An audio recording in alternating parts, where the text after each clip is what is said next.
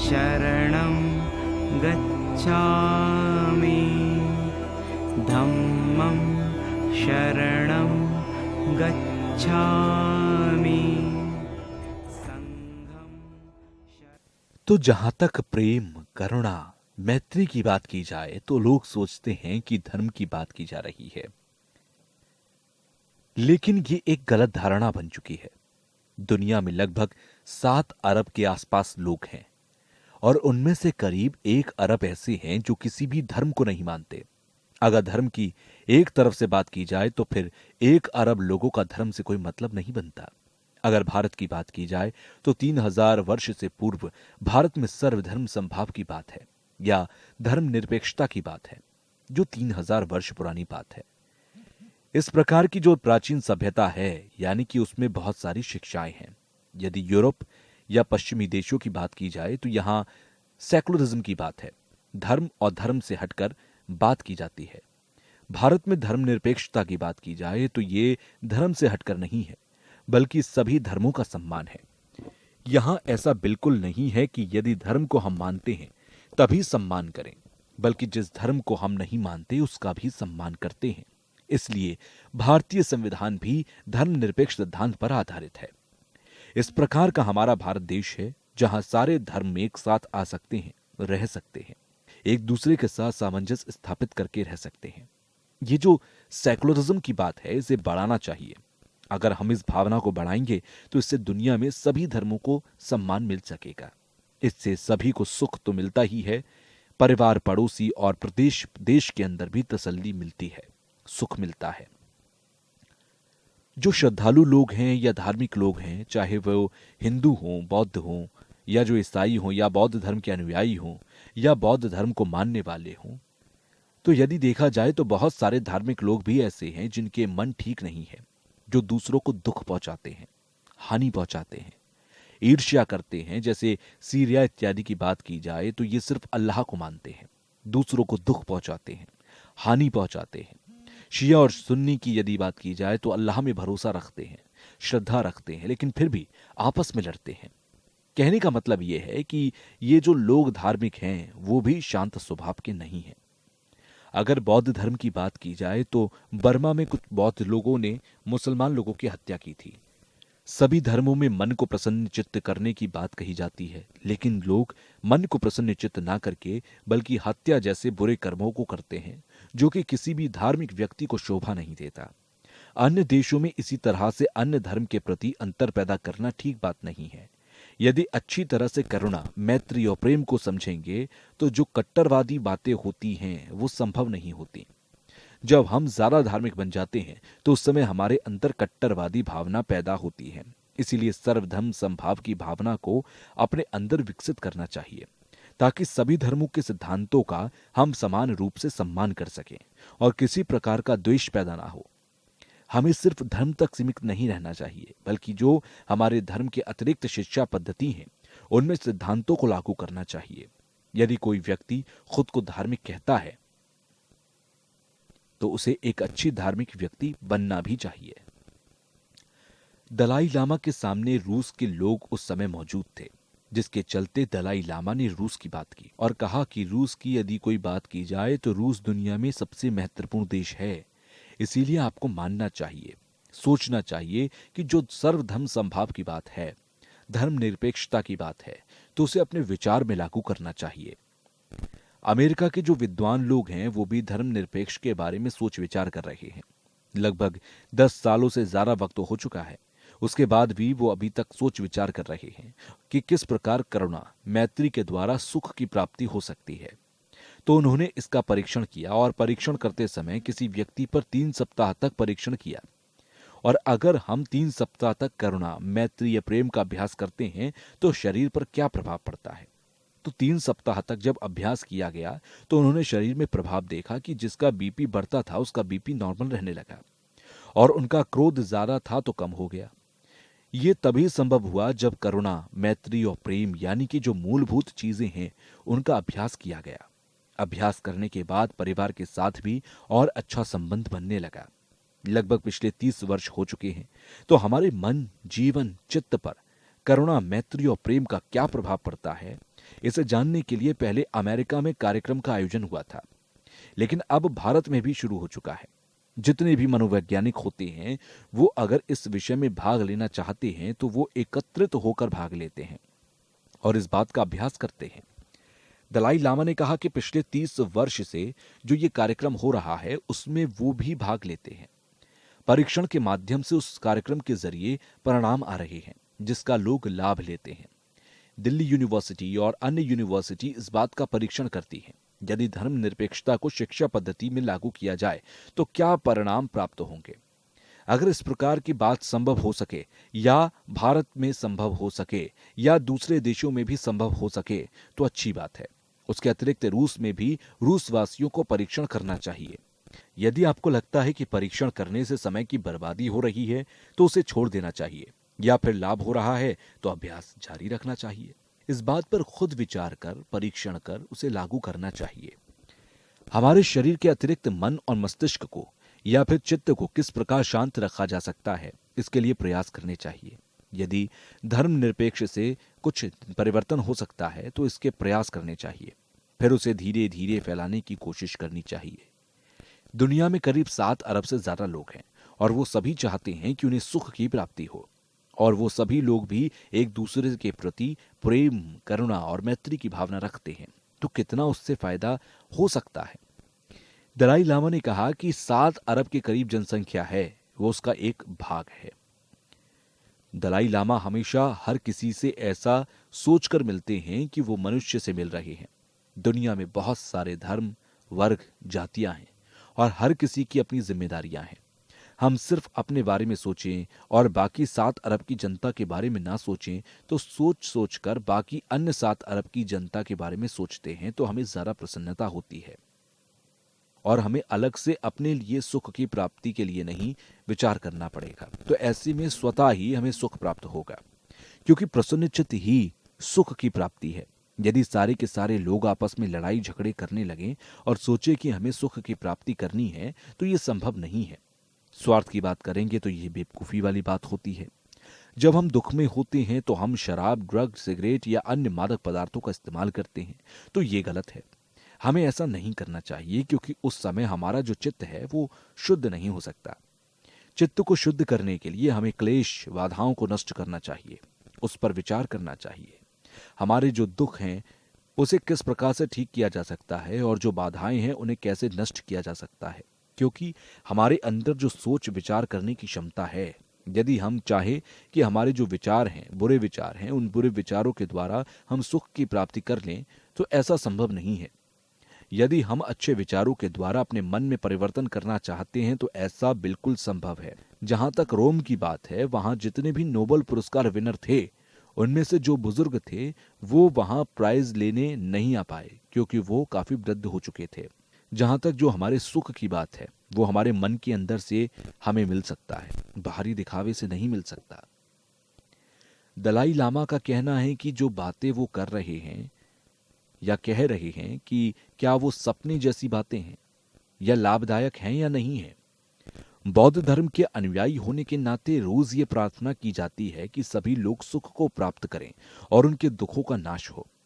वास्तव में इस तरीके की प्रार्थना करते हैं तो हमें सच में कुछ ऐसा करना चाहिए जिससे सच में दूसरों के दुखों का नाश हो सके और उन्हें सुख की प्राप्ति हो सके। जैसे कि गंगा में बालू के कण हैं, वैसे ही संसार में अनंत लोक मौजूद हैं।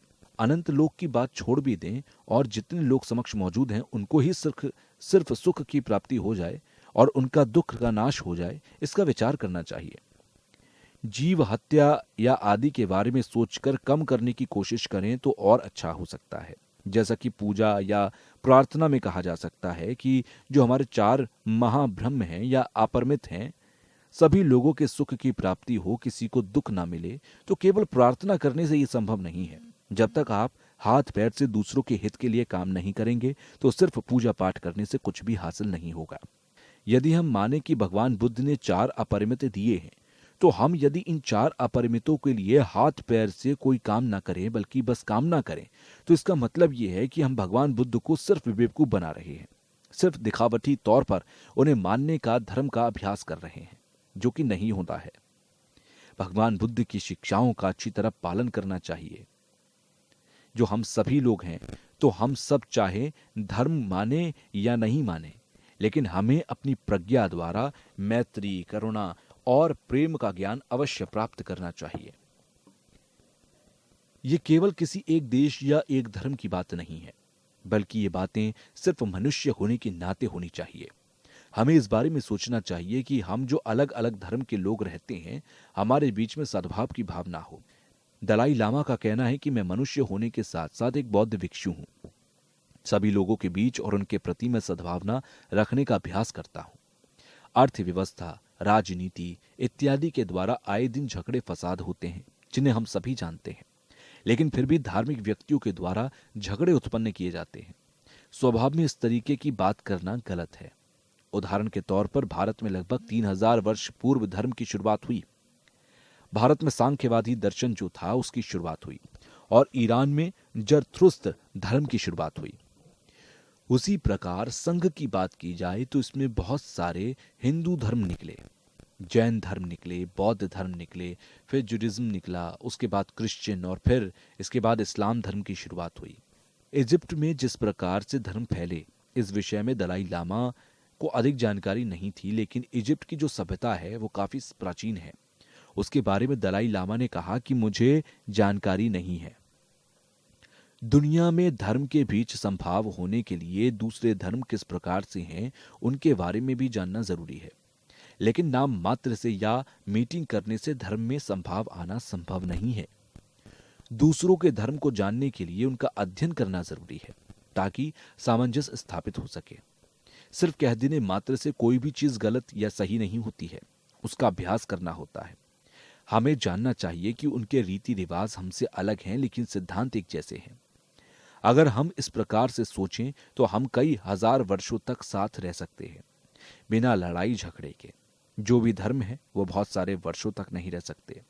देख सकते हैं कि 3000 वर्ष पूर्व से जो धर्म उत्पन्न हुए, उसके बाद भारत में सभी धर्म का सम्मान होता है, जिसके चलते यहाँ सभी धर्म के लोग एक दूसरे के बीच सामंजस्य स्थापित करते हुए और समभाव की भावना रखते हुए एक साथ रहते हैं। भारत में सभी धर्मों के लोग बड़ी तसल्ली के साथ रहते हैं, क्योंकि हमारा भारत संविधान के अनुसार एक धर्मनिरपेक्ष देश है। यदि हम सिख धर्म की बात करें तो भारत में हम सभी धर्मों का सम्मान करते हैं। जैसे कि गुरु नानक का उदाहरण लें तो या तो गुरु तेग बहादुर की बात की जाए तो यहाँ हर धर्म के लोग मौजूद रहते हैं और छोटे मोटे लड़ाई झगड़े सभी धर्मों के लोगों के बीच में होते रहते हैं। यदि दूसरे देशों की तुलना की जाए तो भारत देश ही एक ऐसा देश है जो खास है, क्योंकि यहाँ कई धर्म के लोग एक साथ रहते हैं और आपस में बड़ी तसल्ली इनके बीच देखने को मिलती है।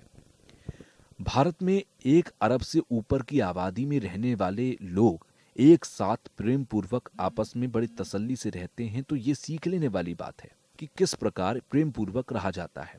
चाहे कोई भी व्यक्ति धार्मिक हो, धार्मिक ना हो, लेकिन लिखा हुआ जो ग्रंथ है उसमें मनुष्य होने के नाते उन बातों को लाया गया है जिसमें व्यक्ति अपने जीवन को आदर्श बना सकता है। इस पुस्तक में बहुत सारी ऐसी बातें लिखी हुई हैं जिसमें धर्म को मानने वाले हों या धर्म ना मानने वाले हों, सभी के लिए फायदेमंद है। इस किताब को पढ़ने वाले और रुचि रखने वाले काफी लोग मौजूद हैं। अपनी सोच के अनुसार जांच पड़ताल कर हमें जानना चाहिए ताकि हमें सच्चे ज्ञान की प्राप्ति हो सके। हर धर्म की अपनी अपनी विशेषताएं हैं। धर्म को भी बांट कर देखना चाहिए, क्योंकि कुछ धर्म ऐसे हैं जो कि ईश्वर को मानते हैं और कुछ धर्म ऐसे भी हैं जो ईश्वर को नहीं मानते। तो इन्हें 2 भागों में बांटा जा सकता है। इसलिए एक कर्ता को मानने वाले हैं और दूसरे कर्ता को नहीं मानने वाले। सांख्य में 2 प्रकार के भेद होते हैं, एक ईश्वर को मानते हैं और दूसरे नहीं मानते। जब किसी व्यक्ति को कोई परेशानी होती है तब वे मानते हैं कि कोई भगवान है जिसकी वजह से हमें परेशानी हो रही है। परेशानी आते ही हम ईश्वर या भगवान का नाम लेने लग जाते हैं। इस प्रकार की बातें विस्तार में की गई और माना गया कि कोई ईश्वर है जो हमें इन परिस्थितियों से बचा सकता है। तो धीरे धीरे ये भावना बढ़ने लगी और ऐसा करने लगे जो भी हमारा सुख और दुख निश्चित करने वाला है वो ईश्वर ही है, ऐसा माने जाने लगा। सिर्फ इसलिए होता है ऐसा क्योंकि सिर्फ इसलिए होता है क्योंकि उसे मां पर विश्वास होता है। ऐसे ही हमें जब कोई परेशानी या दुख होता है तो हम भगवान का ही नाम लेते हैं। इस तरह से ईश्वरवाद का सिद्धांत आगे बढ़ा। इस प्रकार से इन चीजों के बारे में बातें विस्तार से तो हुई, तो सांख्य में जो ईश्वर को मानने या ना मानने वाले लोग हैं, दो भाग में बटे हैं। इसमें भगवान को मानने वाले और भगवान को ना मानने वाले लोग हैं। जिसके बाद अब माना जाता है कि सारी की सारी सृष्टि ईश्वर के द्वारा ही रचाई गई है। जो वेदों इत्यादि को मानने वाले या हिंदू धर्म को मानने वाले ग्रंथ हैं, तो वो ऐसा मानते हैं कि ईश्वर है, या कर्ता को मानने वाले हैं। इनमें भी कई लोग इस तरीके के हैं जो पुनर्जन्म पर विश्वास नहीं करते हैं और कुछ पुनर्जन्म पर विश्वास करते हैं। इस्लाम और ईसाई धर्म की बात की जाए तो वो पुनर्जन्म की बात को नकार देते हैं। कहते हैं कि सारे के सारे जो सत्य हैं वो भगवान या अल्लाह ने बनाए हैं। एक सूफी प्रोफेसर ने कहा कि सभी धर्मों के लिए मेरे 3 प्रश्न हैं। पहला प्रश्न ये है कि आत्मा क्या है। दूसरा प्रश्न ये है कि आत्मा का अंत है कि नहीं। और तीसरा ये प्रश्न था कि आत्मा की शुरुआत है कि नहीं। बौद्ध धर्म के अनुसार इस प्रश्न का उत्तर दिया गया कि 5 स्कंधों से हटकर कोई भी आत्मा नहीं है। यहां शरीर और चित्त से हटकर कोई दूसरी आत्मा नहीं है। 5 स्कंद तो सिर्फ नाम मात्र रूप से दिए गए। बाकी दूसरे धर्मों को देखा जाए तो सभी लोग आत्मा को मानते हैं कि आत्मा है।